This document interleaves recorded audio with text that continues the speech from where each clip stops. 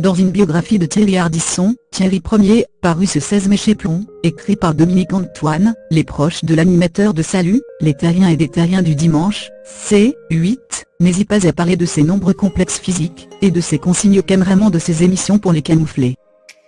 À lire aussi reportage photo, Britney Spears très proche, trop proche, de son garde du corps. Photo reportage photo, Britney Spears, toujours très proche, ses gardes du corps. Mika, vidéo dossier, anecdote gênante, ses proches balancent.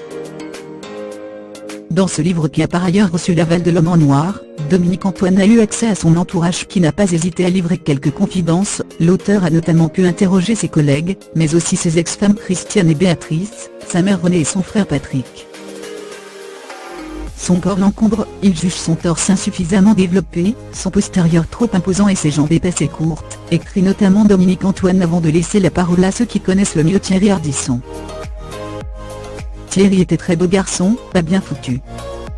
Il pensait ressembler à une bouteille de Perrier, a par exemple statué sa première compagne Christiane avec qui il a vécu plusieurs années au début des années 70. Il déteste danser car il se remuerait comme un ours, très mal, a confié sa deuxième épouse Béatrice, dont il a divorcé en 2010. Son frère Patrick a quant à lui raconté sans le ménager, avec Béatrice, on l'appelait l'encre parce que, comme il est assez corpulent, il n'arrive jamais à sortir de l'eau. Dans Thierry Ier, Dominique Antoine raconte également quels ordres reçoivent les équipes techniques de ses émissions, afin de ménager l'animateur et son rapport au corps. Les cadreurs et les monteurs ont des consignes strictes à observer. Seul le haut de son corps peut être montré.